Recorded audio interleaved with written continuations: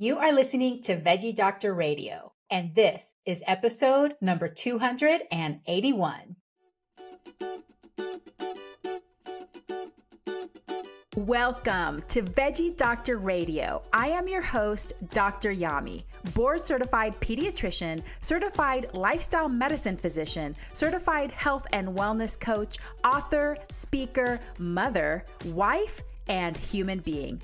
I passionately believe in the power of diet, habits, and mindset in sparking and sustaining well-being and joy in our lives. This podcast combines expert interviews and thoughtful monologues to explore plant-based nutrition, lifestyle medicine, parenting, mindset, and other exciting and fun topics. I hope that these episodes inspire you, uplift you, and equip you with the knowledge and tools to live your best life. Are you ready to get started? Let's do it.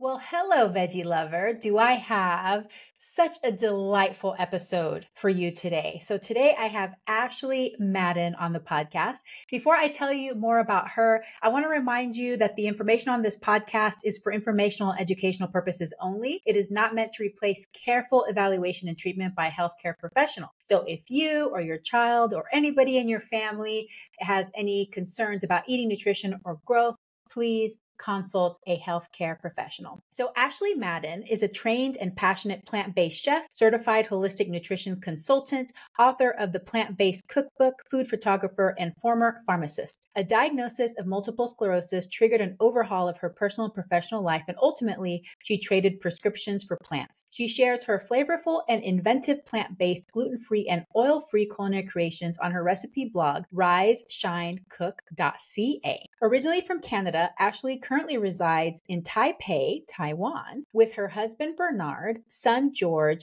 and beloved collection of cookbooks. And her new cookbook is called Plant-Based Delicious. I loved recording this episode with Ashley. Ashley radiates just a really warm, beautiful energy. And in this episode, we talk about her plant-based journey. We talk about her diagnosis of multiple sclerosis when she was just in her 20s. We talk about what stages she went through after she encountered that diagnosis, how her diagnosis affected her, and how it led to her adoption of a plant-based diet and how that influenced those around her. We talked about what she thinks motivates people to make healthy changes in their diet and lifestyle and what people struggle with the most when they're making these changes. We talk about her evolution from being a pharmacist to a chef and now a cookbook author who does this for a living. We talk about how it's very unique being a plant-based eater in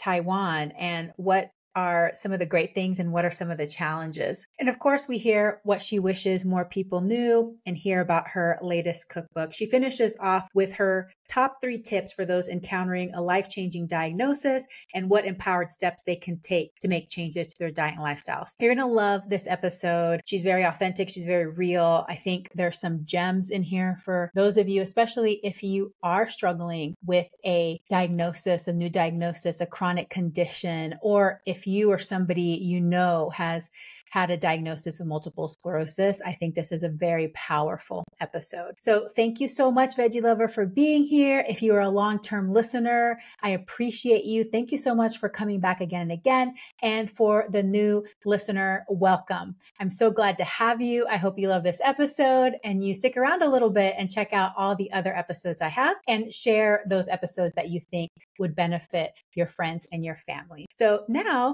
let's welcome Ashley Madden. Ashley Madden, welcome to Veggie Doctor Radio. Thank you so much for having me. I'm so excited to be here. Well, it's so cool talking to you all the way from across the world, and you're having to stay up late. I'm well rested and up early, so we'll see. Yeah. We'll see how this interview goes. No, it's good. I'm used to the time difference, and actually, I had a meeting this morning. Like I had to get up at like a little bit before 6 for, and so then this one is like later at night. So yeah, it's been a big day, but this is always exciting. I love talking to people about the stuff that you love to talk about, plant-based food and all that good stuff. Awesome. Well, let's start at the beginning. Tell me about your plant-based journey. How did you get to where you are now? Yeah. Okay. So I've been plant-based for about 12 years, give or take. The beginning is like blurry now a little bit, but I kind of leapt into a plant-based diet. I woke up one morning and said, that's it, I'm all in. And I know gradual change works for a lot of people, but for me, with this particular situation, I knew that I just had to rip off the Band-Aid. So I was diagnosed with multiple sclerosis when I was 23. And at the time, I had just graduated pharmacy school. I was doing a residency in hospital pharmacy, and it was obviously like a life-altering diagnosis. It changed so much for me. And I actually didn't do anything personally about the diagnosis for a few years. It took me a long time to kind of get my footing and overcome the depression and maybe the stages of grief that I had gone through, because I was so young and it just felt like so much had been stolen from me. And at that time, even though it's only, like 15 years ago or something like that, the conversation around chronic disease was very different. It wasn't like it is today, which is amazing. There's so many wonderful outlets that you can go to for positive conversations and for tips and advice. But back then, it really wasn't that open-ended, or not really, from my perspective, I couldn't really find a lot of things. So I started doing some research myself as like a healthcare professional. I thought, okay, I have to be able to take some control over this disease. And for your listeners who don't know, multiple sclerosis is an autoimmune disease that's really unpredictable, and you can have symptoms throughout your body depending on which part of your brain or spinal cord is involved. So I guess it was about maybe 3 years after I was diagnosed that I just started reading a lot, and it just came up over and over and over again, like this way of eating, this plant-based lifestyle, this plant-based diet. And that was my journey. That's how I began. And I fell in love with the lifestyle so much that I couldn't get away from it. Like all I wanted to do all the time was make food and read about micronutrients and different ways that antioxidants worked in our bodies, and omega-3 and omega-6 fats and how they worked with inflammation. And so then eventually I studied holistic nutrition. Then I went to culinary school, and then I left my career as a pharmacist and started writing cookbooks. Wow, what a journey. Yeah. And it all had to start with something pretty rough. Can you tell me a little bit about, what were you told back then when you were diagnosed? Well, I didn't really ask a lot of the types of questions in the beginning that I asked more in the middle or a few years later. And I'll speak to that as well. But in the very beginning, I was told not to do any more education, to live my life, to like get married, have kids, like just live your life and don't worry too much about the future. And essentially the message was like, live for now. But it didn't feel like a positive message. Do you know what I mean? It was like, we don't know what's going to happen in the future. So just, do all the things that are on your bucket list kind of now. And that scared me a lot. So I think that I didn't take that probably as good as some of the physicians had hoped. But a few years later, when I started to look into all this stuff, I actually remember bringing a review paper that I printed off myself. Like I went and got the actual paper. It wasn't a randomized control trial. I think it was a meta-analysis. And I brought it to my neurologist. And I was like, look, like this stuff is like MS and its connection to saturated fat and vitamin D. Essentially, the whole thing was about lifestyle and how it can have a really big impact on like progression or preventing progression for relapsing, remitting MS. And I was just met with like blank stare, like, oh yeah, you can try that. Yeah, you can try that. And I was like, oh, okay. So this isn't a thing. And I tried a few more times too, and especially with like my nurse and stuff, and it just was never received with any kind of optimism or support. And that really surprised me. Yeah. It almost seems like it was like a pat on the head. There. Go ahead, little one. You can try that, but we have the Good experience for you. that, we want to tell you, that's not really going to change anything, but you go ahead. Yeah. You got it. That's what it felt like too. And I was like, oh, and I was disappointed, but it didn't change anything for me. Yeah. I guess it's hard for me to even remember because I've been in this world as well for about 12 years and now hear so many testimonials and so many people's lives have been transformed and completely changed, with chronic illness and chronic disease. But I do remember one of the things that we learned about multiple sclerosis is basically you tell people, get ready. You're going to be in a wheelchair. Yeah. You know, Yes. that's going to be your reality someday. Prepare yourself mentally for that. So isn't that interesting though, that it's almost like what you were saying is like, they're trying to prepare you, but at the same time, you are almost like manifesting a specific future. You're like, yeah, I'm going to be in a wheelchair. That's just going to be my reality. So I might as well just get Yes. used to that. And no one said these words, but I felt it was like life is over or on the way to being over. It was really tough. It was really hard. And, you know, I had to get therapy and all kinds of things. And I was actually fine. My initial episode wasn't so bad. I got on an interferon very quickly, and I had a lot of support in my life. But just the whole, I think I was a bit of a control freak. I'm still a bit of a control freak. Just, you know, I like to manage things. And it felt like the thing that you want control of the most was taken away from me. And I was also like a healthcare professional. I was just starting my career, and it just felt like, oh my God, like I have no say in this. It's been taken from me. And it was a loss that like, I still, if I go back there in my mind about it, it's still really, really like it was a bad time and a bad place. But the rock bottom I hit, I think, was what kind of gave me the spring upwards to just like go for it. I was like, well, you know what? I'm going to do whatever I can. And so far, so good. Knock on wood.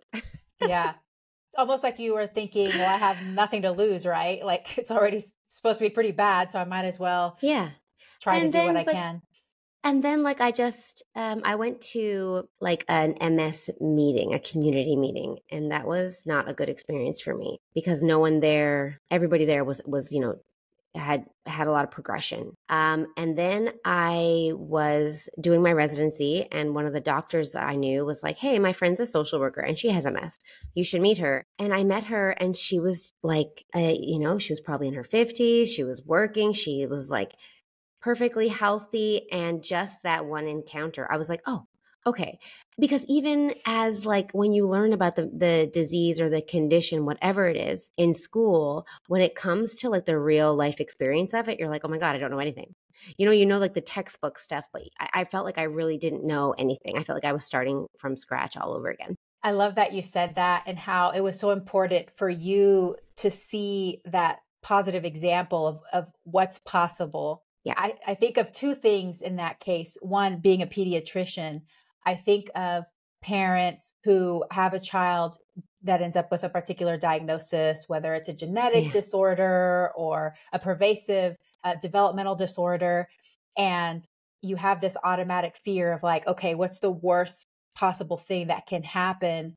I think it's really important to also know what's the best possible thing that can happen and see examples of those and see how it is possible and frame it in that way of like, yeah, I'm going to strive for the best possible outcome in this situation that I can, and not just focus on like the doom and gloom of like, okay, it's probably going to be this horrible situation. Yeah. You know, I think of that. The other thing that I may think of is longevity, because since we were little, I think we've been taught to fear aging, right? Like, oh, you're just going to be old and, you know, you're going to be all decrepit and you're not gonna be able to walk and, you know, it's just gonna be horrible. But I've been trying to reframe it for myself of like this exciting time of when not only do you have wisdom and you have like all these decades of experience that you can take with you, but if you prepare for that, you could also have your health and your well-being. Like it doesn't have to be that you're bedridden for the last 12 to 15 years of your life and that's just going to be your destiny. Absolutely. I think you're right. Mindset is so important in all of those scenarios. And I have to make sure I mention this, that it wasn't all like a whole negative experience, because what I've taken away from that is when I'm having a bad day about something that's really trivial in the grand scheme of things, I remember how grateful I am that you know what, I get to have that trivial problem. So that the experience of being diagnosed with a chronic disease when I was very young kind of instilled this awakeness, this awareness in myself. And I get, you know, I forget that a lot of the time and I'm not mindful all of the time, but it does help you live a bit more present, or it has for me anyways. I love that so much. Mm. Well, let's go back to whenever you took the plunge and you're just like, all right, I'm just going to do this thing. I was the same way. I'm an all or nothing person. So I went full in also. How did that transpire in the world around you at the time? Did it influence family, friends? What did people say to you as you were making that transition? My husband was and is so incredibly supportive. I just told him, I was like, this is what I'm doing and I'm starting tomorrow. And that's how it went down. It was like December 1st. And he was like, okay, yeah, let's do it. Let's do it. And he was always very supportive of whatever I wanted to eat at home. That's what we were all going to eat. Like he wasn't going plant-based or totally adopting this diet at the same time that I was. He has now, but in the beginning, he was very much that I'm on board. I'm going to do whatever you want to do. So that made things so much easier. I think when I explained it to my more extended family, it sounded really restrictive and like hippy dippy, which I know that a lot of people who have gone through this transition and people you've interviewed here have said similar things. Like your family's like, you're doing what? And it was just Christmas. Christmas was just coming. I remember that Christmas, there's like food and celebration and sharing.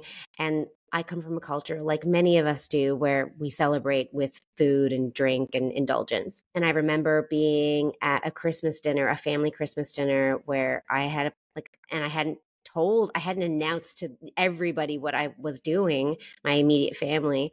And I had a plate and there was like turkey on it and gravy and all this other stuff that I had decided that I wasn't eating anymore. And so I just pretended to eat it. And then my husband and I switched plates and he ate my plate too.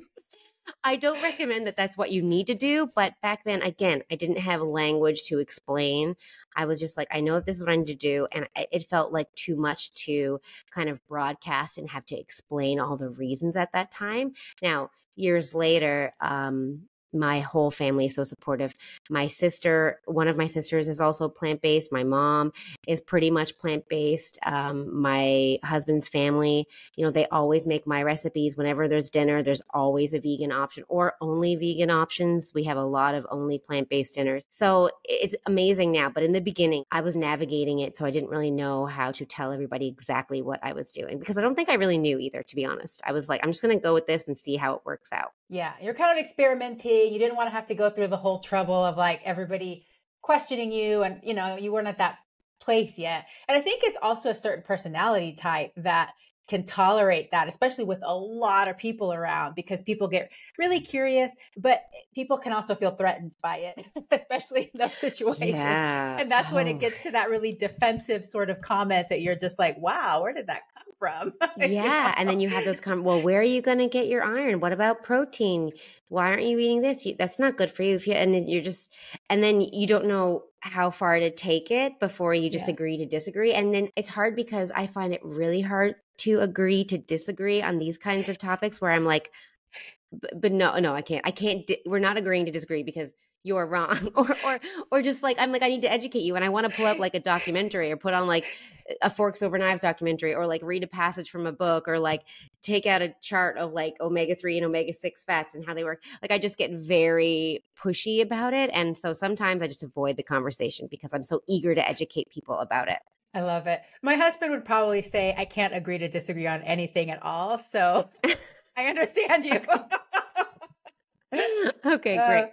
That's awesome. Okay. So you kind of talked a little bit about, being diagnosed with multiple sclerosis so young. And I can't even imagine that. I mean, you're just like barely starting your life in your career and have all this ahead of you. Can you just briefly talk about the different stages you went through? It seems like at the beginning, it was almost like, all right, I'm just going to do what I'm told and try not to think about it. And how did that evolve over time? So as I mentioned, I was in this 1-year program doing my residency. So after I finished pharmacy school and was a pharmacist, I wanted to specialize in hospital pharmacy. So that's a 1-year residency. It's tough. Like, it's not the same as a medical residency and it's only 1 year, but it's your whole life. All you do is work really. And so I was diagnosed in February on Valentine's Day, actually. February 14th. And my residency wasn't over until June. So I met with the director of the program and they kind of offered me an out.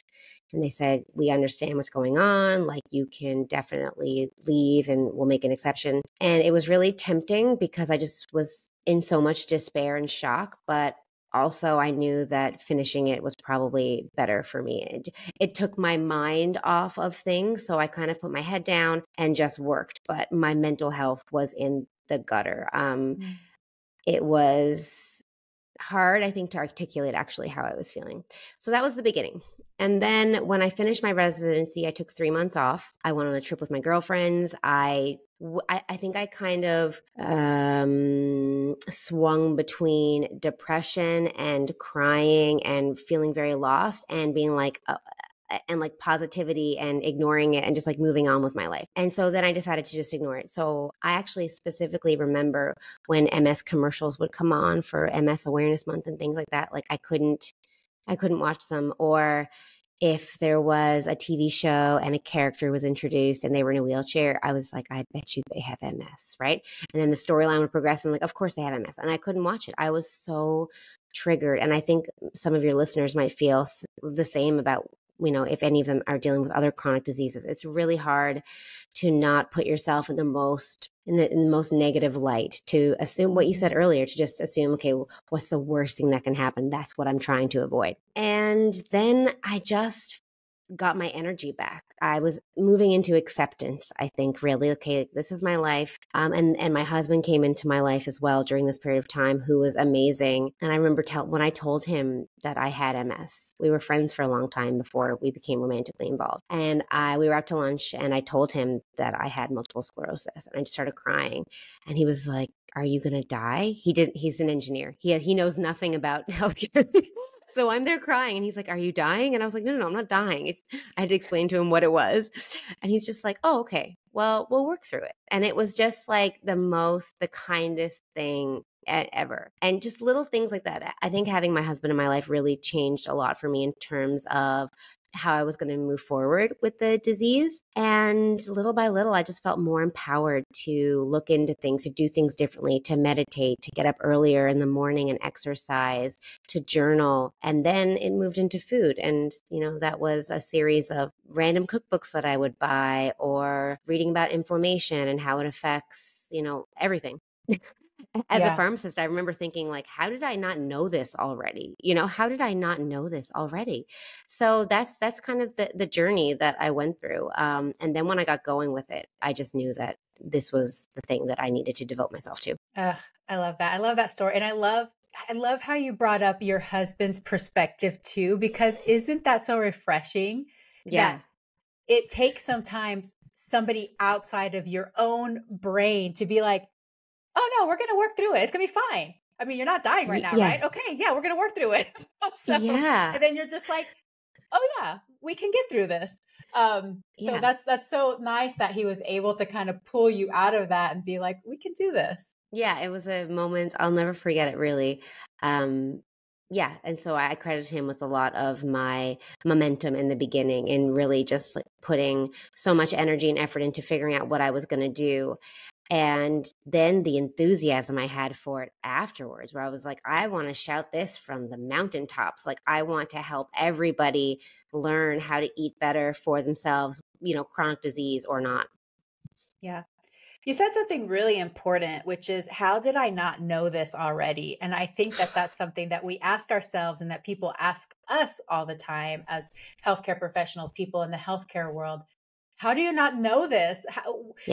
How is this information there and you not know this? So I'd love to know, as a person with multiple sclerosis, that you've had to deal with it for so many years, what is your understanding of this disease process and how diet and lifestyle can help manage the symptoms, help with the condition? Is that something that you could briefly tell us in your words, what your understanding is of it now? Yeah. And I'll keep it, just in layman's terms, really. But so MS is, like I said earlier, it's an autoimmune disease, which means that your own immune system attacks a part of your body.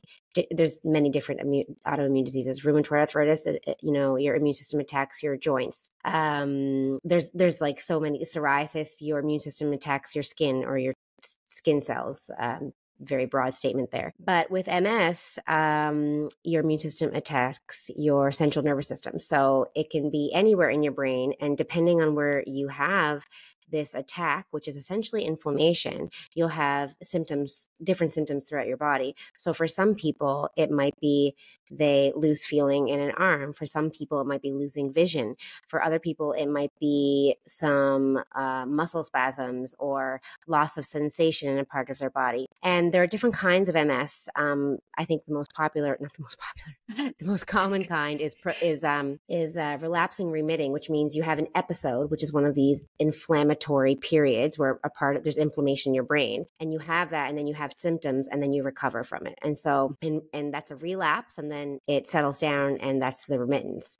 Depending on you and the type of MS you have, you can go your whole life with relapsing and remitting, and you return to normal. But most people, after every relapse, you don't really fully go back to normal. You have residual symptoms that kind of stay with you. Primary progressive MS is that after you have an episode, you just deteriorate very quickly. So people who have primary progressive MS, they are a lot of the times the more harder cases to treat. At the base of MS is inflammation. And so when we talk about lifestyle and diet, what we're really trying to do is decrease the overall inflammation in our bodies. And there's different thought processes on what causes a relapse or an episode. But we know in general that stress, poor diet, not sleeping enough, all these things. So these different kinds of stressors in your life can make you feel worse and can make your symptoms worse. And when we're talking about inflammation, I mean, I think this could be an entire episode talking about like an anti-inflammatory diet. But what you're really trying to do is decrease the inflammation in your body. And you do that by eating less inflammatory foods and then by eating more anti-inflammatory foods. And there's a great charity called the Overcoming Multiple Sclerosis charity. I believe it's in the UK. I'm at overcomingmultiplesclerosis.org. And they have the most amazing resources about exactly what we're talking about, how you go in and you kind of redesign your lifestyle based on decreasing inflammation. And so that's kind of the basis of it. And so I leaned into that when I first started eating plant-based. That was my whole motivator. Okay, I'm going to eat anti-inflammatory. I'm going to reduce the stress in my life. I'm going to exercise regularly. I'm going to do all the things that would usually give someone a great chance of living a super healthy lifestyle. And nothing was promised, but I knew that at the end of the day, that would benefit me for so many other reasons as well, you know, for heart disease, for reducing cancer, for longevity. So I didn't go in there with this better work kind of thing. I just knew that this was the best thing for me and that I was going to dedicate myself to that. And along the way, I met so many other people who are doing the same thing. And now today with social media, because back then it wasn't like it is today, you can connect with so many people who are on the exact same path as you, and to be able to share your benefits or the experiences that you've had with other people and vice versa, it really helps you keep going because you see that, oh, this does make a difference. A lot of people are doing so much better with all kinds of chronic diseases that are based on or that are connected to inflammation. That's awesome. Thank you so much for giving us that information in that way. I think that's going to help a lot of people understand. So do you feel like the choices that you made 12 years ago, that you started to put all of these different habits and behaviors into place, have benefited you? Looking back on it, what do you think it's given to you? Oh my God. Yes. It's changed who I am. It changed the trajectory of my whole life. Things that I might never have discovered on my own or in the amount of time that I have. I mean, I still probably wouldn't have discovered it today, but it has given me, more specifically, I think, better energy. I sleep better. I feel like I have learned more about managing stress. Meditation and mindfulness has been huge. So all of those benefits, but yeah, I definitely think that my MS has benefited, or I have been well because of all of those changes. And I'm I take it very seriously. I'm at the point now, and I said knock on wood earlier, and I want to do it again because I've been doing this for so long that sometimes people will say, well, if you're doing so well, you could just try, you could ease off. And I'm like, no, I am doing so well because I follow this lifestyle. And I credit it completely for the my well-being and my mental health and the lack of progression of my MS. Yeah. Ugh, I love that so much. That's interesting though, isn't it? That people would say that, because to me, Yeah, that means that they don't understand what true well-being is. Why would you want to ease off of something that makes you feel good? So to them, they're viewing it from a lens of restriction and something that's causing absolutely. pain, which for you, you understand that you're not focused. You're not surrounded by restriction. You're surrounded by the abundance of well-being. So why would you want to stop that? You want to keep Yeah, doing that. it's absolutely. And I've tried to explain this in my first cookbook. I have a passage in there about it, but it sounds like I'm exaggerating when I say it. But a plant-based diet and a plant-based lifestyle has given me so much and has helped me heal in so many ways that extend far beyond my physical health. I Mm. feel like I see the world differently. I feel like I am doing something for climate change. I feel like I'm helping other people eat better as well. It's just this whole other level of existence that I'm not sure I would have discovered on my own. And unfortunately, it takes a thing happening like MS, getting diagnosed with MS. And I know there's, thousands and thousands of people coming to the same realization through hardship, through disease, through sickness.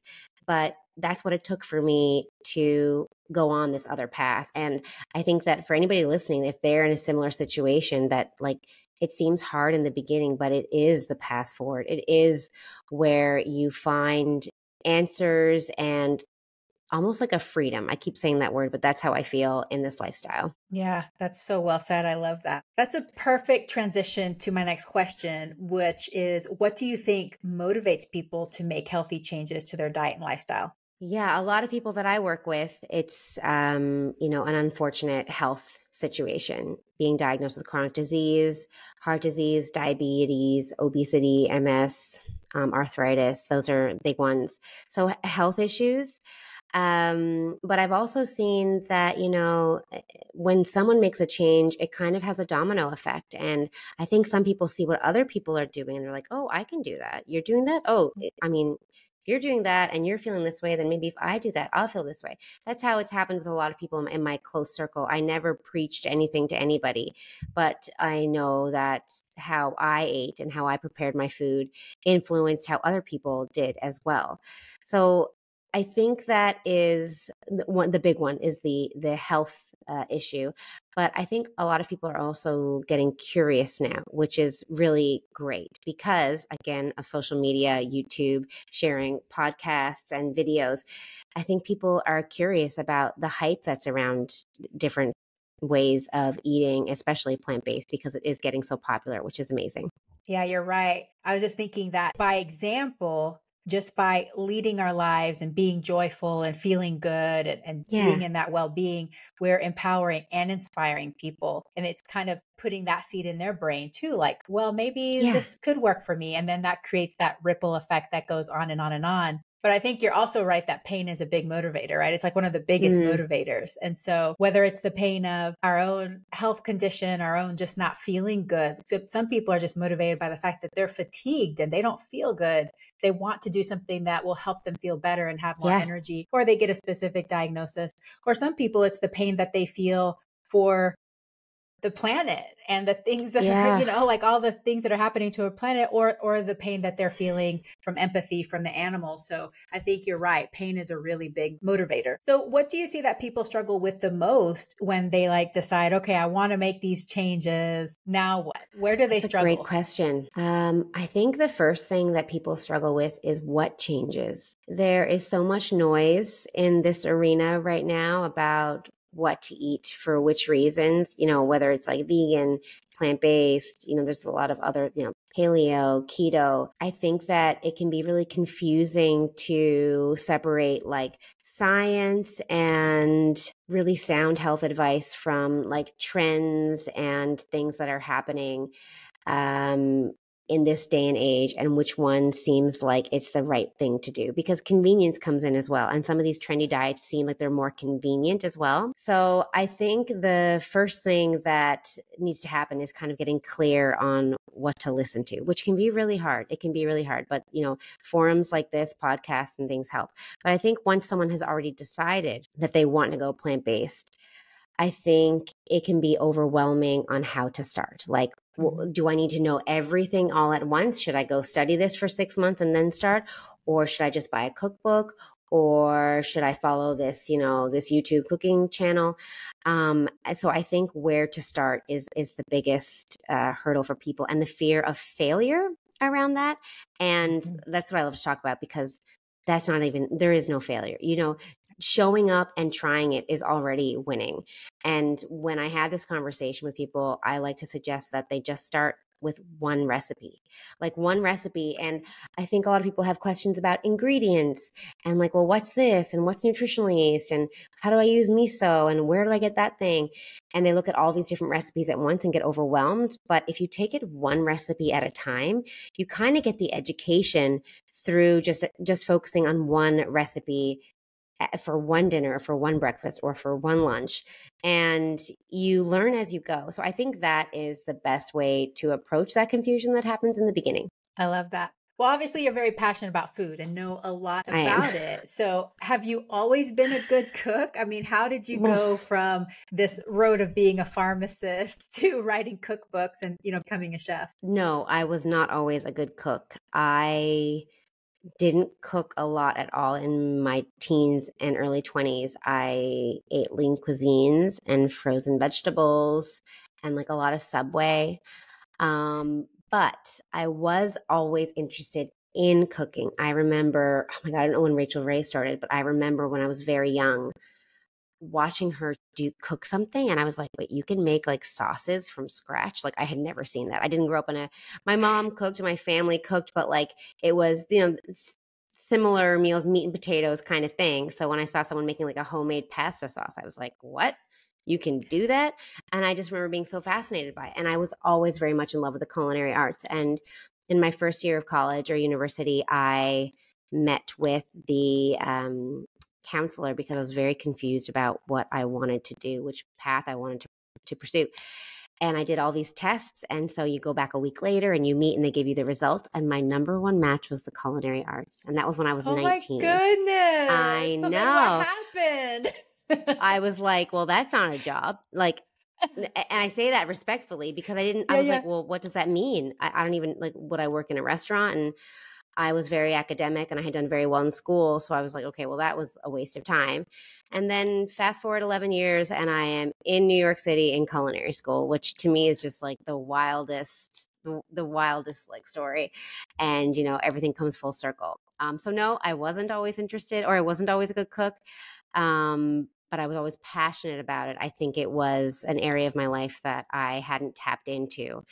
And I think that when the need and my why was so important, because, your why is so important when you're making big changes. When my why was so important, my health, my ability to live longer, my longevity, my mobility was paired with this passion that I had tapped into about cooking my own food and experimenting and being creative. I think those two things combined and just like took off. And I knew my husband and I, we had just gotten married and I was working as a pharmacist, and I was like, I think I need to go to culinary school. And he was like, I think you do too. And he stayed home in Canada and I moved to New York. Wow. I know. So yeah, so it's interesting, right? How those things happen. And I remember one day I remembered that and I was like, oh my God, wow, look at that. That gave me full body chills. I don't know. Yeah, I love that. I'm like so into like all this spirituality stuff right now. Yeah. Thinking about our soul. And I don't know if you've ever heard about these concepts of how our soul can pick our life path before we come. Oh yeah. And it's almost like your soul knew, but you had to have those specific events in place to become the catalyst to live into your purpose. Now I have it had to happen because you didn't, of course, at that time you're like, what, this is stupid. I'm not going to be a call. This is dumb. Where did this even come from? But your soul knew, like the deepest part of you already knew, but that cognitive, that human part of you was like, no, that's not a real thing. No, like, I'm not going to do that. Like, I'm going to, like, I think I had aspirations of becoming a doctor at one point. And I was like, I'm going to do that. I'm going to do something harder. It's just mind blowing. And I have to say that that whole soul thing, oh man, that year I had in New York in culinary school, it was like that every day. I had never felt like I belonged somewhere more in my whole life. It was the best thing I've ever done, and no doubt exactly what I was supposed to do. I love it. Well, I have one more thing I need to say about what you just said, which is so important for all of us to hear this. What just happened, what you just said. I have to do something harder. We don't give ourselves permission to do what we love and what we're good at because we don't think it's hard enough. And we are born with this belief. We have this thing conditioned in us that it's not worthwhile. It's not something good enough unless we're working hard at it. It has to be difficult. My son has the same thing, and I'm trying to have him unlearn this early because I have it too, right? But you're like, that's too easy. Why is it easy? It's because it was what you were meant to do. That's why it's easy. That's why you love it. That's why it like fills you up with joy and it feels easy. But it doesn't mean that it's easy for other people. Like some people are like, oh my God, cooking is the hardest thing. I hate cooking. But you already knew that you were going to be good at it. And your cognitive brain was like, oh no, I got to do something that requires grit and all this hard, blood, sweat, and tears. And I try and take that, because I thought a lot about that. I grew up with like, when things got hard, well, nothing worth having comes easy. That was like that was the whole thing, right? So that was like, you work hard, and my parents are very hardworking and they're amazing people. But yeah, that was a big thing that I had to let go of. And even today, it's funny we're having this conversation just today. I have my hands in some things now, some business things, and I'm feeling like they're really hard. Not hard as in like a lot of things to do. It's just like, I'm like, maybe it doesn't have to be hard. Maybe I don't need to do this. That's the space I'm in right now. I'm like, do I need to do this? Like, is that making me happy? And it's just something, it's a lesson that I've taken with me for sure.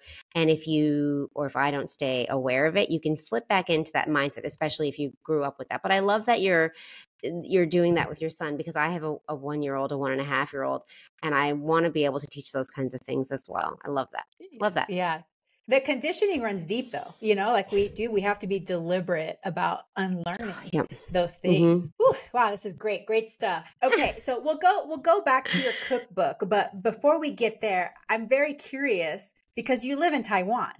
So I have no clue. What is it like eating a plant-based diet in Taiwan? How long have you lived there? What is, what are some of the challenges? Is it easier? Is it harder? So I'm going into my 5th year. So in January, I'll have lived here for 5 years.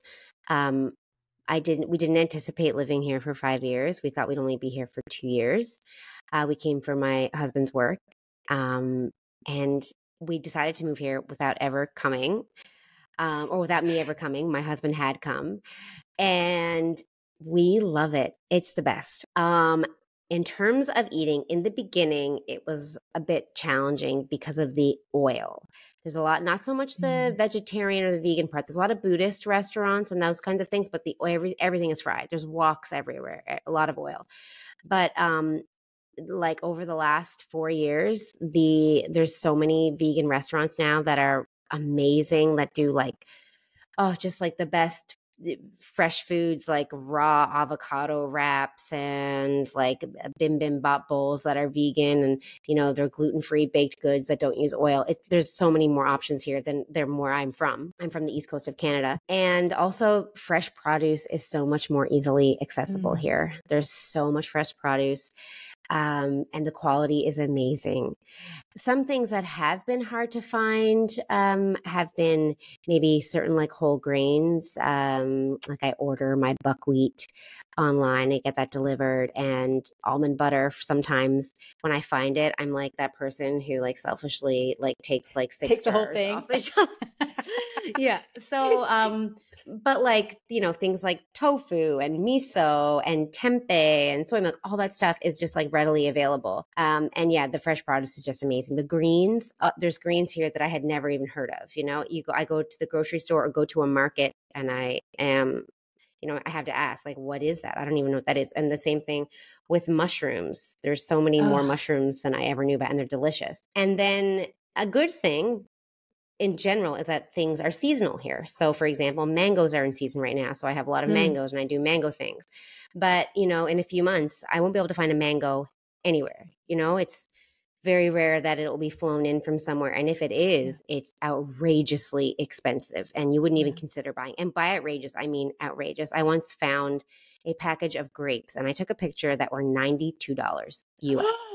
I took a picture of these grapes and sent them to my chef friend, Dustin, in New York. I sent them to my husband and I was like, look at this, because I was doing photography for another cookbook and I needed to have grapes in this picture. I was doing a charcuterie board for another a chef's cookbook.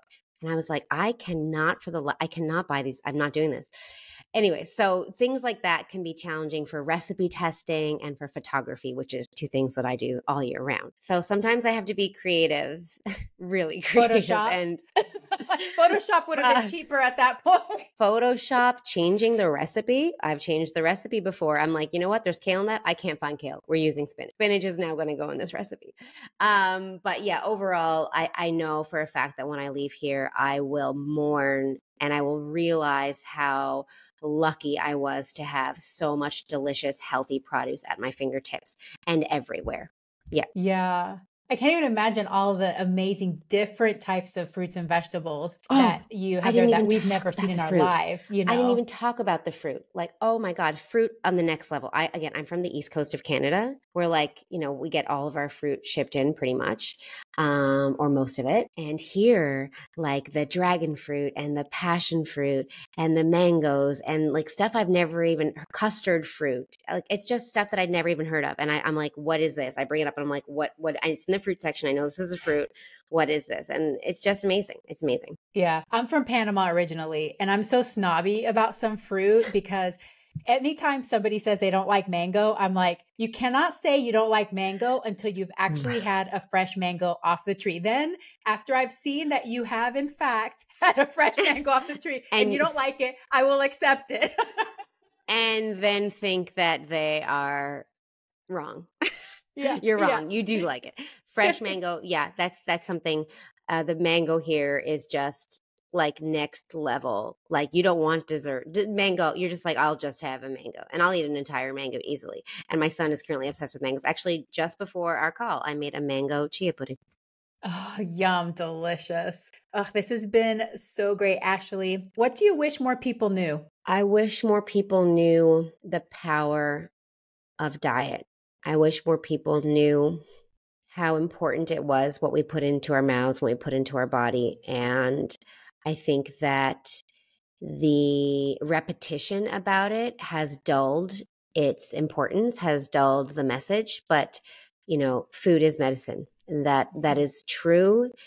And it's the most important thing you can do for yourself, period, is to eat better. Yes, 100% agree. And yeah, it's true. We can't stop saying it because it's so powerful, but you're right. Sometimes the more you say, people are like, yeah, I've heard it before. Yeah. And it's like, if it was true, everybody would be doing it. And you're like, but it is true. And a lot of people are doing it. And it's just that our society isn't really built around making it easy right now. Mm-hmm. And hopefully that changes. But that is for sure the message and the why behind everything that I do. Mm-hmm. So much truth. All right. Well, you have a 1-year-old, so I know that it can be difficult, but do you have a morning routine? Before my 1-year-old, yes, I had a morning routine. I would meditate for 15 minutes and then do some kind of cardio, elliptical, go for a walk. Mostly for my mental health. I just feel like exercise is just so good for me. So that would be my my morning routine in terms of activity, and lemon water and then coffee. Pretty simple. Nice.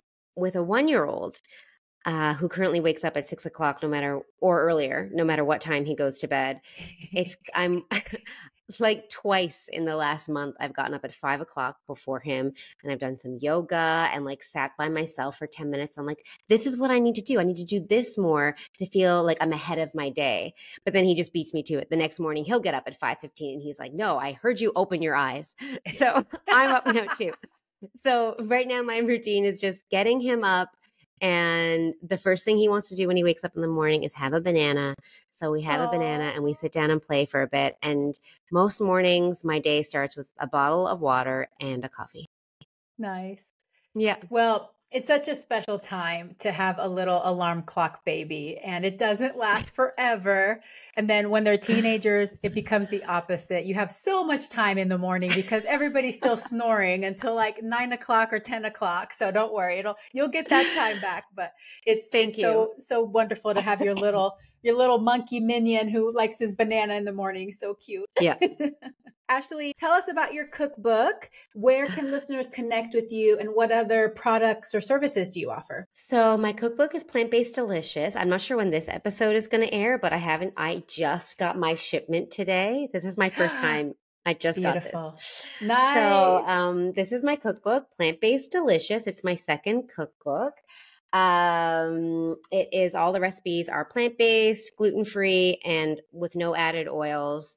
And the inspiration for the book was really wanting to show people how you do not have to sacrifice anything to eat healthy. It's about flavor, it's about texture, comfort, entertaining, having a gourmet meal. There's different things in there. But I wrote this book during the pandemic when I was pregnant and then had a newborn. So I really ate my way through this book. It really kept me sane at a really weird time in the world and also in my own personal life because, we're very close to where some of the original outbreaks were, and we weren't really sure what to do if you were a pregnant woman. So I didn't leave my apartment for 11 weeks. Wow. At all. Like, didn't leave it because we didn't know. So the book is really important to me because it was my companion through all that time. And I put so much love into it. I also have a website, riseshinecook.ca.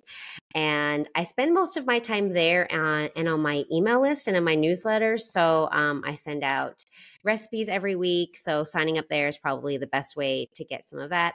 And I'm on social media as Rise Shine Cook, so Instagram and Facebook. And so this is my second cookbook, as I said. So for the last 3 years, I've been in cookbook mode. But I am looking forward to transitioning a bit and going more into teacher mode. So I have some new projects coming up, but they're a little too, not uncertain, but I guess I have to choose. And I have a couple of, how it is. You have like babies. And I'm like, which baby am I going to choose to work on? So I'm hoping to transition to working with people more in the future. But cookbooks are hands down my favorite thing in the world to do. To write, to create recipes, and to do the photography. So I know that, as long as somebody is going to allow me to do it, or if I self-publish, but I will be writing cookbooks hopefully for the rest of my life. I love that. And I just want to say, well, 2 things. One, sounds like for people that are interested in hearing more about your projects in the future, get on the newsletter. So yeah, that's one way to find out about those things. And then I want to affirm again that not everybody thinks writing cookbooks is fun and easy. So I'll speak for myself because every day I'm just so thankful that there's people like you who oh, thank you, really enjoy recipe testing because I can do it. And, I do find it a little bit fun, but it's so tedious. I'm like, oh my God, I have to test this recipe again. Why can't I just get it right the very first time and not have to think about it ever again? So I'm thankful. I'm so thankful for you. I have to show you this. So this is, I don't know if they're in here where they are. These are cookies that are made from beans. They're cookie sandwiches made from beans. Yummy. I know, but I just feel you on the testing. So I was just experimenting with batter. I was like, I'm going to create a new way to make batter. I probably made these 24 times. And oh my God. Think about the failures. Some were just slop. And I was just and then I just got stubborn about it. And I was like, I'm going to sort this out. But after that, I get it. I was like, hey, this one wasn't easy. So it depends. Sometimes recipe testing is fun, but sometimes when it's something that's expensive to test or complicated or needs a lot of time, you have to be prepared for the investment for sure. Yeah. You got to be willing to put in that time to get to the reward. Ashley, this has been fantastic. Last question. Leave us with your top 3 tips for those encountering a life-changing diagnosis. What empowered steps can they take to make changes to their diet and lifestyle? I think that the first thing is to, even though it feels tragic and life-altering and people are probably feeling a lot of despair, that it can be an open door to a new way. There is possibility. Even in that dark place, there's possibility. And I remember feeling that, but not knowing what I was going through. I remember like that little crack, that little bit of light that was coming in. And when that happens, like walk towards that and believe that there's another way that you can go about it. That's the first thing. I think the second thing is to surround yourself with people that are supportive or who understand what you're going through. Again, today it's so easy to find communities and, discussion groups and forums of people who are experiencing similar things that you are. And then I think the third thing would be, this is a tough one because as someone who went through it, it's hard to say because I know it's so hard in the beginning. But I think that creating goals for yourself, small goals, and sticking to them, but making them small enough that you can keep reaching them. Maybe it's reading an article one day. Great. Maybe it's going for a walk the next day. Great. That's how I started. The very, very, very small. I don't know what the quote is and I don't know who said it, but most people, underestimate what they can get done in 10 years. They think that it'll take them forever, but that's exactly true. It's sometimes when you get going with big changes, it's the small changes that make all the difference. So to not be afraid of change, I think is probably the third one. Yes, I love that.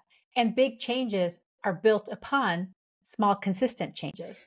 So it's even that little tiny thing that gives you that self-efficacy, that gives you that courage to strive a little further the next time and a little further and a little further and add a little bit more.